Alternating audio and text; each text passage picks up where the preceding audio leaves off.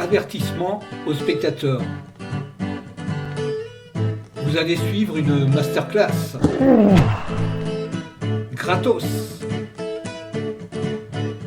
Cette vidéo commence avec 3 moutons. Elle se termine avec des spinners, des matrices de Pauli, des nombres imaginaires et des rotations quantiques.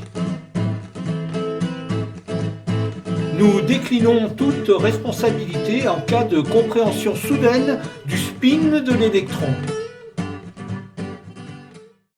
Polo. Aujourd'hui, nous allons simplement parler de 3 petits moutons. Guy. Ah, ça c'est reposant. Polo. Et aussi des matrices de Pauli. Guy. Bon. Polo. Et des spinners. Guy. Aïe, aïe, aïe, aïe, aïe, aïe, aïe. Polo. Et des nombres imaginaires. Guy. Ah, je savais bien qu'il y avait une arnaque.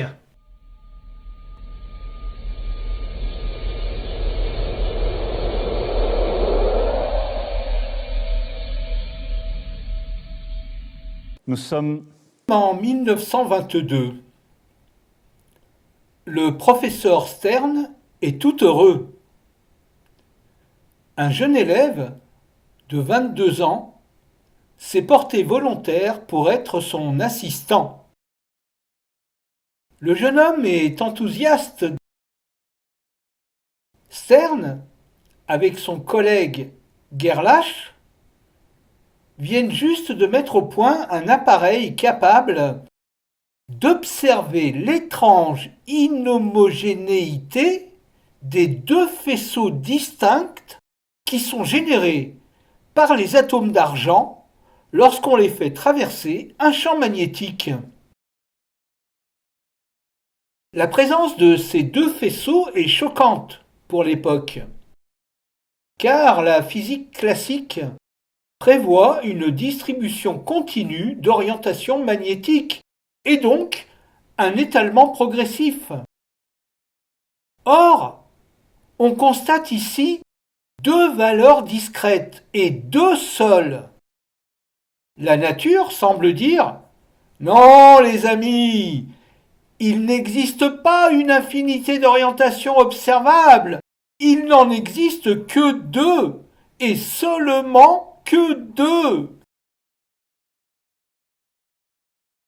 Nous sommes à l'époque où l'atome planétaire de Bohr, conceptualisé 9 ans auparavant, en 1913, est une référence.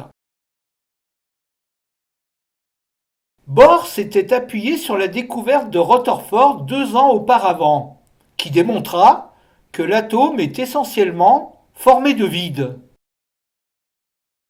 Bohr s'en inspira pour imaginer son modèle atomique planétaire. La physique quantique progressait pas à pas. On pouvait quantifier les niveaux d'énergie de l'électron, en fonction de la couche orbitale qu'il occupe, loin autour du noyau. On avait appris à quantifier cette énergie en fonction de sa fréquence et de la constante calculée par Planck à l'inauguration du siècle. Mais cette nouvelle physique balbutiait. On avait pourtant déjà postulé 3 nombres quantiques. N pour le numéro de la couche, L pour le nombre d'orbitales à l'intérieur d'une même couche, et M pour le moment magnétique de l'orbitale. Mais cette physique nouvelle allait encore évoluer. En 1922, elle n'avait pas encore atteint les postulats qui, en 1927, à Bruxelles, lors de la célèbre conférence Solvay, signeront son acte de naissance. Car en cette année 1922, il manque le 4e nombre quantique, celui qui va donner toute sa saveur à la nouvelle physique. Le mot spin n'est pas encore formulé. Et même, 3 ans plus tard, lorsqu'il le sera, il sera imaginé comme une petite rotation classique de l'électron sur lui-même. Et cette vision d'un électron qui tourne sur lui-même posera immédiatement des problèmes énormes. Que penser de la vitesse de surface de cette rotation? Serait-elle supraluminique? Non, cela est en contradiction avec les hypothèses relativistes d'Epstein. Nous allons maintenant reconstruire imaginairement cette scène, avec les outils théoriques que l'époque ne possédait pas encore. Nous nous plaçons ici, à travers ce récit imagé, comme les témoins privilégiés de ce qui se passe dans la tête d'un jeune homme de 22 ans qui, en l'espace de 3 ans, va permettre d'expliquer le véritable comportement de l'électron. À cette époque, personne dans ce laboratoire ne sait encore que cette étrange propriété portera bientôt un nom. Le spin.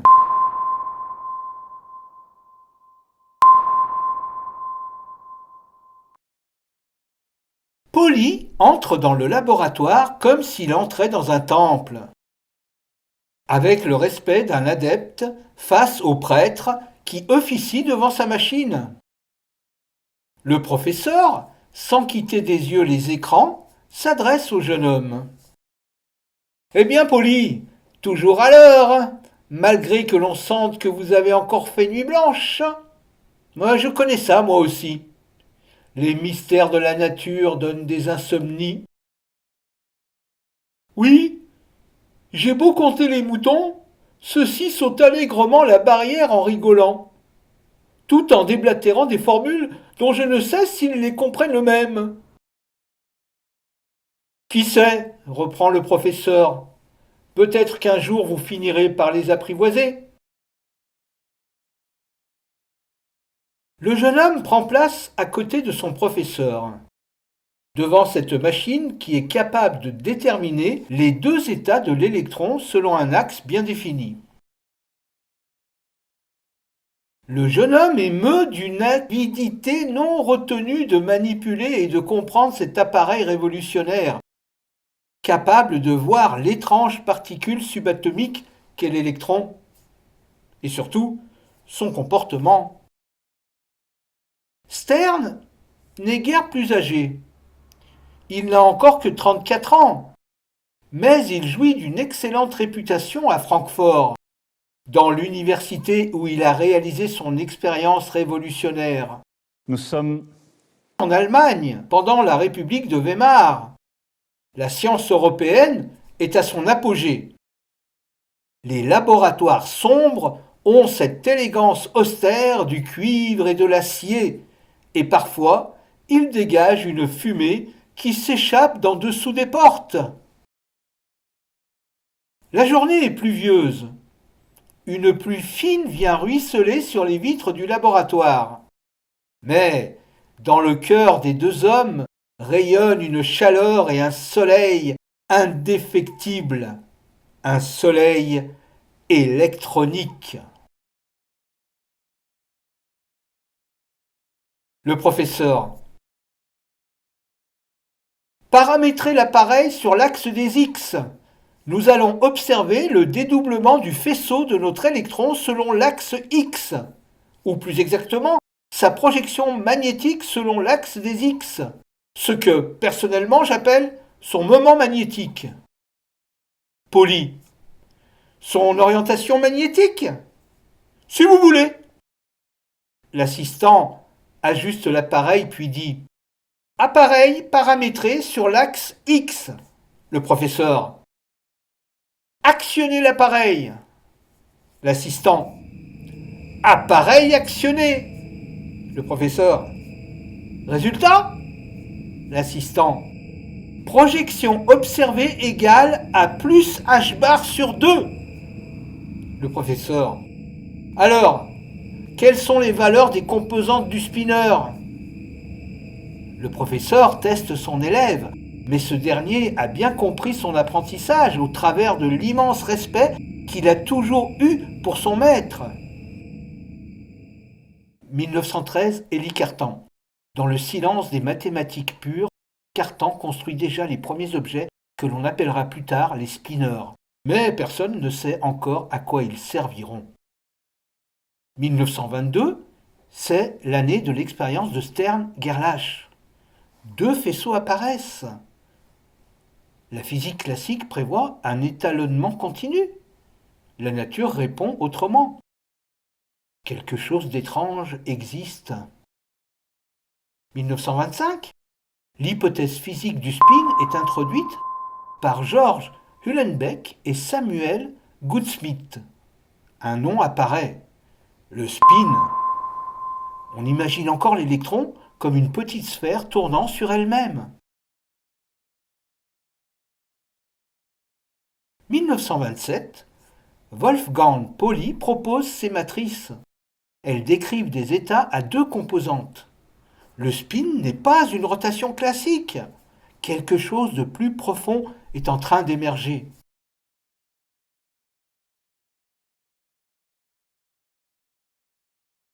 « 1928, Paul Dirac, inspiré. Il faut un nouvel objet mathématique, le spinner. Le spinner devient naturel. La relativité et la mécanique quantique se rejoignent. L'électron n'est plus une petite bille, il devient une structure géométrique quantique.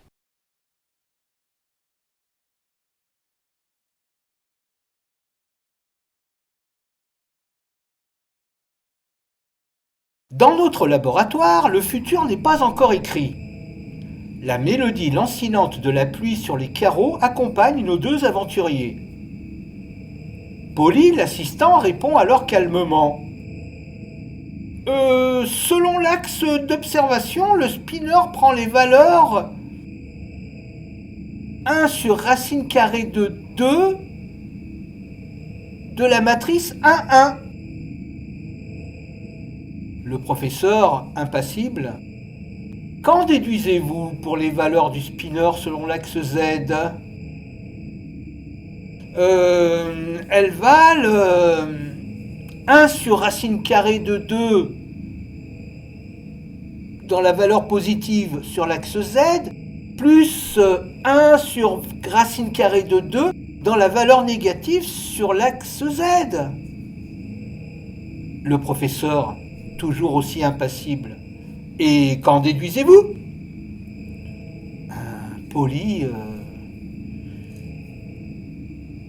que l'électron est parfaitement orienté sur X et indéterminé à 50% en faveur d'une orientation sur l'axe Z. Le professeur reste silencieux quelques secondes. Il observe les traces lumineuses sur l'écran du Stern-Gerlach comme s'il regardait un vieux paysage familier. Puis il répond calmement. Presque. L'assistant, Pauli, se crispe légèrement. Le professeur poursuit. Ne dites jamais l'électron possède une orientation cachée selon Z. Ce serait une erreur classique. Il prend une craie et écrit lentement. Spinner de X est égal à 1 sur racine carrée de 2 du spinner positif selon l'axe Z plus 1 sur racine carrée de 2 du spinner négatif selon l'axe Z. Puis, grand P dans le sens positif de Z est égal à 1,5 à côté de grand P selon l'axe négatif de Z est égal à 1,5. Et il reprend. Ce spinner ne décrit pas une ignorance, il décrit une superposition. L'état selon Z n'est pas encore décidé. Pauli hésite. Alors l'électron n'est ni orienté vers plus Z, ni vers moins Z? Le professeur. Pas avant la mesure. Arrêt du léger ronronnement électrique de l'appareil. Disparition du second faisceau lumineux. Silence total dans le laboratoire. Les deux hommes fixent le néant qui, localement, vient de s'imposer autoritairement. Seule la pluie, qui continue de frapper les vitres avec nonchalance, retient les observateurs dans la réalité. Le professeur reprend. Ce que vous appelez orientation n'est qu'une projection possible du spinner sur une base choisie. Il se tourne alors vers l'appareil. La lumière froide du laboratoire glisse sur les parois métalliques du Stern-Gerlab. Le Stern-Gerlab ne révèle pas une propriété cachée comme on ouvrirait une boîte. Il force l'état quantique à répondre dans une base donnée. Silence de cathédrale dans le laboratoire. Mais l'assistant entend presque, dans le lointain, un orgue grave et mélancolique, les yeux encore fixés sur les impacts lumineux. Son professeur confesse alors d'une voix calme. La mécanique quantique ne décrit pas ce que possède la particule, elle décrit ce qu'il est possible d'obtenir d'elle.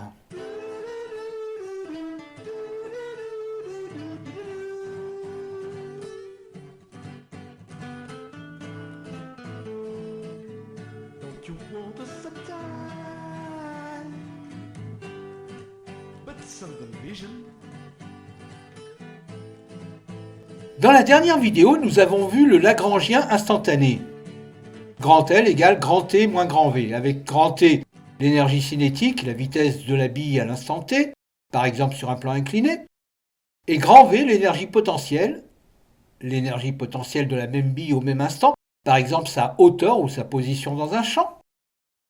Nous avons écrit son intégrale au cours du temps, S égale intégrale de T moins V dt, qui définit l'action, c'est-à-dire l'accumulation du Lagrangien grand L au cours du temps. C'est encore à dire l'histoire dynamique complète de la trajectoire. Nous avons vu l'action comme la voyait Feynman, c'est-à-dire comme une phase quantique liée à la trajectoire dans sa formulation exponentielle IS sur H bar. C'est la formulation de Feynman avec l'aide du nombre d'Euler exprimé en 1727, où H bar est égal à la constante de Planck divisée par 2π, et où, ici, l'action agit comme une quantité globale mesurant l'évolution dynamique complète de la trajectoire. Nous avons précisé que l'action et le moment cinétique ont la même unité physique, des joules multipliés par des secondes, mais que ce ne sont pas les mêmes grandeurs. Le moment cinétique décrit une rotation locale, une trajectoire circulaire uniforme. L'action décrit toute l'histoire dynamique d'une trajectoire. Ce qui est vrai, en revanche, c'est que grand S, l'intégrale du Lagrangien, sur H bar, agit comme un angle de phase, comme un angle de rotation dans le plan complexe. Nous avons compris que les exponentielles complexes représentent des rotations de phase dans le plan complexe, et qu'elles ne sont pas forcément des trajectoires circulaires physiques dans l'espace réel. Pour cette vidéo, il est tout d'abord nécessaire d'aborder cet étrange concept qu'est le spin. Ce terme, qu'on manipule allègrement sans jamais vraiment l'expliquer, nous allons tenter de le démystifier. Oui, nous allons le faire ensemble. On confond souvent à tort le spin à une rotation. Le spin n'est pas une rotation sur elle-même de la particule. Il n'est pas non plus une rotation de la phase de la particule qui s'inscrirait dans le plan complexe. Voici un schéma qui décrit une phase complexe. Voici la rotation de phase dans le sens conventionnel, sens anti-horaire. Notez les petits cercles en bas à gauche qui montrent la position de la particule aux endroits cardinaux de sa révolution uniforme autour d'un centre. Ces endroits cardinaux sont le 0, pi sur 2, pi, 3 pi sur 2. Et le cinquième cercle, tout à droite, montre la particule revenant à son endroit, à sa phase initiale. Voici la même rotation de la même particule, mais lorsqu'elle révolutionne dans le sens horaire, c'est-à-dire dans le sens horaire des aiguilles d'une montre. Notez que les cercles en bas à droite montrent des états de phase différents pour les phases pi sur 2 et 3 pi sur 2. Ces deux états de phase sont exactement opposés à leurs homologues lors de la révolution en sens conventionnel anti-horaire. Notez le changement de signe du nombre imaginaire i pour l'occasion. Nous avons donc une convention de signe dans l'équation exponentielle exposée en haut à droite. Nous avons exponentielle de plus i phi pour la rotation conventionnelle et exponentielle de moins i phi pour la rotation horaire non conventionnelle. Enfin, notez que nous sommes ici dans de la trigonométrie, dans de l'analyse complexe. Et avec ça, on décrit parfaitement les oscillateurs et les ondes. Ici, on parle de phase. Oui, mais voilà. Le spin, c'est autre chose. Le spin vit dans une géométrie plus profonde que le plan complexe. Don't you want a sunshine? Exponentielle de plus i phi ou exponentielle de moins i phi représentent des phases. Le spin ressemble davantage à ça. Exponentielle de moins i sigma phi divisé par 2. Où sigma est une matrice de Pauli, un opérateur spécial, un de ces trois moutons espiègles que nous avons évoqués en début de vidéo. Il est combiné à un autre objet spécial ad hoc, tout aussi étrange, et qu'on appelle le spinner. Attention! Plus précisément à son état quantique, à l'état quantique du spinner. Ils produisent ce qu'on pourrait appeler pompeusement la structure du réel, ou pour le moins, sa représentation quantique. Le spinner s'écrit avec la lettre grecque phi. J'ai pas compris la blague. Le spinner décrit l'état quantique d'une particule de spin demi-entier. Pour les particules de spin demi-entier égales à 1,5, le spinner possède deux composantes. Ces deux composantes ne représentent pas des valeurs classiques, non plus des valeurs observables, mais elles sont bien définies. Elles peuvent être réelles Je suis lucide. ou complexes, éventuellement issues de fonctions plus élaborées, contenir des nombres irrationnels Je suis lucide. Lucide. Lucide. Lucide. ou même transcendants. Eh bien, c'est très simple, je suis là pour son évaluation psychiatrique. Mais dans tous les cas, elles sont relatives l'une par rapport à l'autre.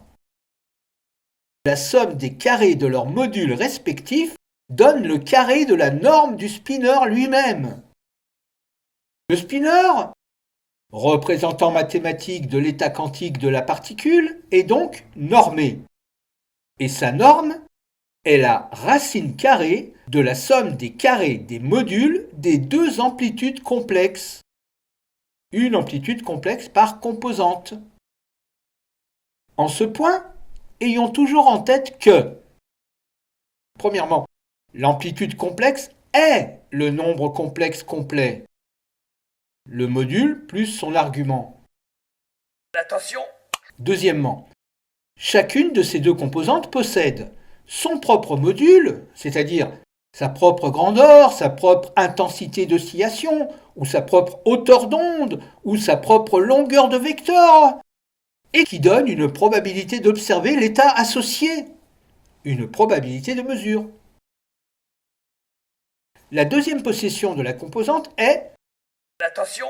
son propre argument, sa propre phase complexe. Les modules contrôlent les probabilités alors que les arguments définissent les phases complexes. Les phases relatives contrôlent les interférences c'est-à-dire donne la géométrie quantique de l'état. La normalisation, la racine carrée de la somme des carrés des deux modules des deux composantes, garantit que la somme des probabilités de mesure reste égale à 1. Ainsi, les deux composantes du spinner représentent les deux amplitudes complexes relatives qui caractérisent l'état quantique du spin. Leur structure de phase, en lien avec leur argument respectif, et leur normalisation, en lien avec leurs modules respectifs, définissent entièrement l'état du spinner. La norme globale du spinner reste conservée lors des transformations unitaires, tandis que les phases relatives entre les composantes déterminent l'état quantique du spin. Ah, comment j'ai rien compris. Donc reprenons spécialement pour toi, Dologu.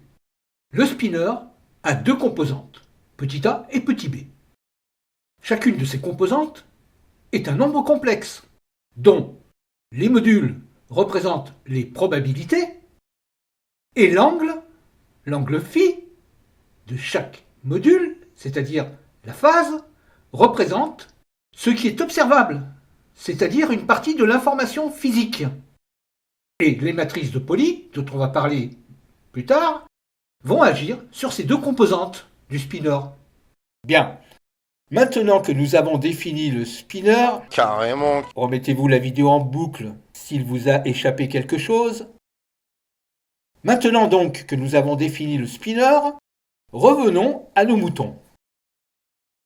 C'est avec les trois matrices de Pauli que le spin cesse d'être une intuition géométrique vague pour devenir une structure algébrique concrète. Mais j'ai pas compris la blague encore une fois. Les matrices de Pauli sont donc au nombre de 3. Ce sont des matrices carrées de 2 lignes et 2 colonnes. On les symbolise par la lettre grecque sigma. Il y en a 3. Une pour chacun des 3 axes qui servent à décrire l'état quantique d'une particule. Sigma selon x, sigma indice x, agit selon l'axe x, de gauche à droite. Sigma indice y agit selon l'axe y, d'avant en arrière. Sigma indice z agit selon l'axe z, de haut en bas. Mais ces matrices ne décrivent pas simplement des directions, elles décrivent surtout 3 manières différentes pour le spin de réagir aux rotations de l'espace. Par exemple, le fait que sigma indice y fasse intervenir des nombres imaginaires ne signifie pas que l'axe y serait imaginaire. Les 3 axes x, y, z appartiennent tous à l'espace physique ordinaire. En revanche, sigma indice y introduit une torsion de phase complexe dans la manière dont les états quantiques se transforment. Et là, soudain, Attention, les rotations ne commutent plus. Ceux qui connaissent le calcul matriciel savent déjà pourquoi. Ils savent que la multiplication entre 2 matrices n'est pas commutative.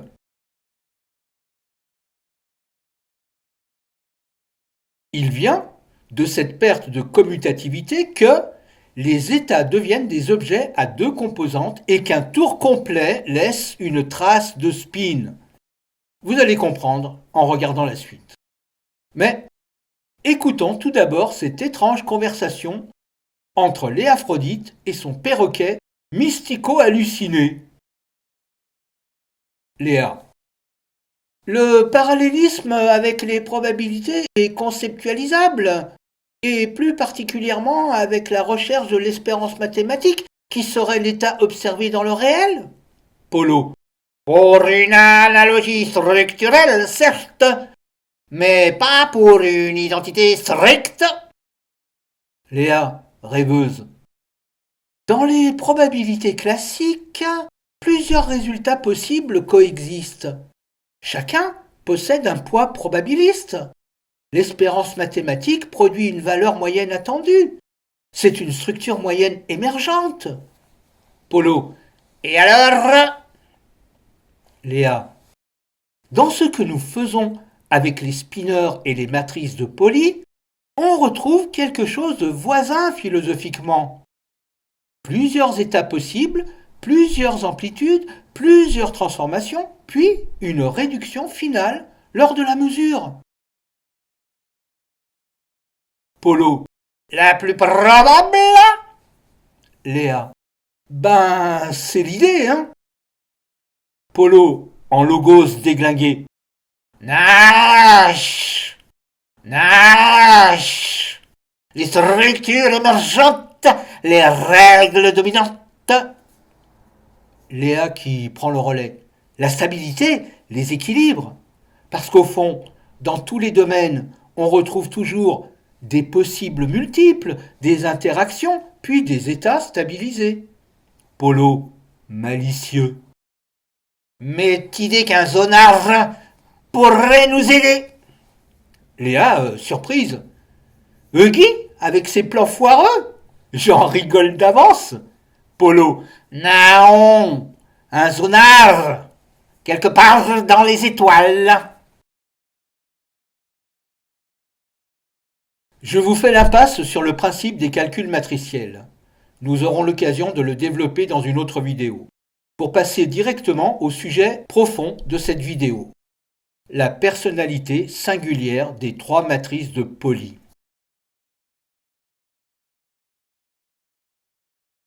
Les matrices de Pauli sont fascinantes parce qu'elles ressemblent moins à de simples outils mathématiques qu'à trois comportements fondamentaux, trois manières différentes d'agir sur un état, trois tempéraments géométriques.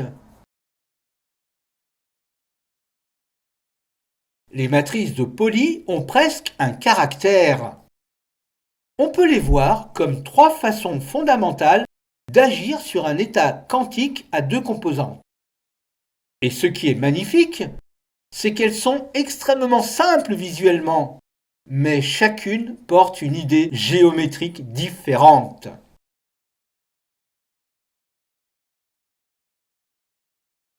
Sigma indice X est la matrice de l'échange, du basculement. Cette matrice ne conserve rien, elle échange. Sigma indice X est la matrice de l'échange. Elle échange les deux composantes du spinner. Ce qui est en haut passe en bas, ce qui est en bas passe en haut. Elle agit comme un retournement, une permutation, un miroir latéral, une inversion de position. Sigma indice X est la plus directe. Elle est presque mécanique, très euclidienne, très tangible, sans aucune phase complexe, aucune ambiguïté. Il n'y a ni création, ni destruction, ni déformation, seulement un basculement. Toi et l'autre, vous échangez vos places. Elle fait penser à un miroir intérieur. On pourrait dire sigma indice X ouvre une porte entre les deux états. C'est donc une matrice de communication. C'est la plus intuitive des trois. Elle évoque le basculement gauche-droite, le changement de polarité, l'inversion binaire, le NOT, le non, le NOT logique en informatique quantique. C'est la matrice du passage. La deuxième matrice, sigma indice Y, est la matrice du vertige, de l'échange avec torsion imaginaire. Sigma indice Y échange aussi, mais jamais innocemment. L'échange est accompagné d'une phase imaginaire. Entre les deux composantes, elle injecte du complexe. Elle introduit une rotation de phase. C'est la première matrice qui dit « Le réel seul ne suffit plus ». Et soudain, la mécanique classique disparaît. Attention, sigma de Y possède quelque chose de presque tourbillonnaire. Là où sigma de X retourne, sigma de Y fait pivoter. Sigma de Y agit moins comme un miroir, comme le faisait sigma de X, que comme une torsion. Le système ne fait plus seulement passer une composante dans l'autre, il lui impose une rotation complexe. Les plus I et les moins I, le nombre imaginaire, ne sont pas décoratifs, ils imposent un décalage de phase de 90 degrés. Sigma de Y agit comme une sorte de torsion interne. C'est pourquoi sigma de Y est souvent ressentie comme la plus mystérieuse. C'est la matrice la plus étrange des trois, presque la plus vivante. Elle annonce déjà les interférences, le déphasage, les rotations quantiques, les amplitudes complexes, l'orientation complexe, les précessions, les phénomènes ondulatoires. Cette matrice sigma indice Y est la matrice où la mécanique quantique cesse définitivement d'être classique. On pourrait presque dire sigma indice X échange les états, sigma indice Y les fait tournoyer. La troisième matrice de Pauli, sigma indice Z, c'est la matrice du jugement, de la séparation. Sigma indice Z ne mélange rien, elle n'échange rien, elle sépare, elle discrimine, elle regarde les deux composantes du spinaire et les oppose. La composante du haut reçoit +1, celle du bas reçoit -1. Sigma indice Z agit comme une balance, ou un axe vertical, ou encore une frontière, ou comme un axe vertical qui distingue le haut et le bas, le positif et le négatif, le dessus du dessous. Sigma indice Z est la matrice de la distinction. Là où sigma indice X relie et mélange, sigma indice Z distingue et sépare.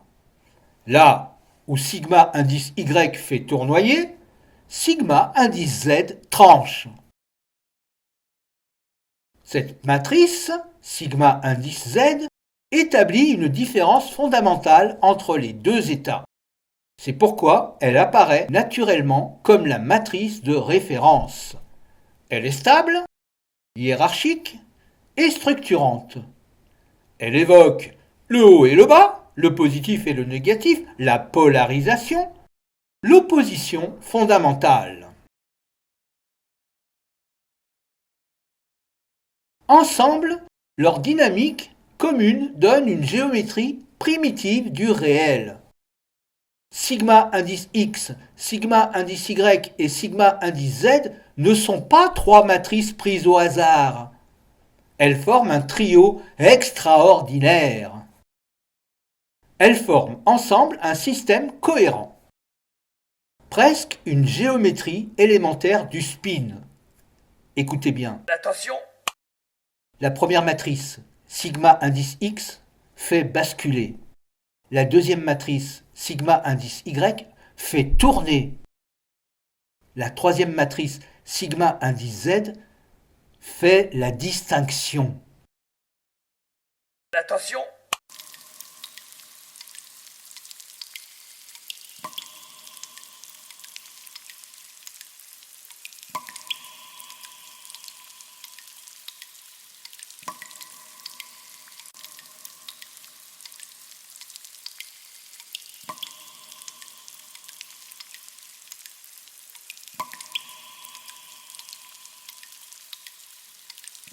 Et ce qui est extraordinaire, c'est que ces trois petites matrices 2 x 2 suffisent déjà à engendrer les rotations quantiques, le spin, le système spécial unitaire 2, les qubits et une immense partie de la physique moderne. Comme si toute une géométrie profonde du monde était cachée dans ces trois comportements élémentaires. Échanger, faire tourner, distinguer. C'est presque une grammaire ontologique minimale, comme si toute la structure quantique du spin naissait de ces trois gestes fondamentaux.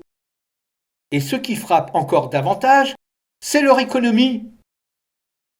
Toute la mécanique quantique relativiste, les qubits, les rotations du système unifié 2, les spinors de Dirac, la théorie quantique des champs, tout cela repose finalement sur ces petits objets 2x2, ces petits moutons qui tiennent presque sur un coin de papier et qui sautent allègrement et indéfiniment autour de la même barrière, la barrière du réel.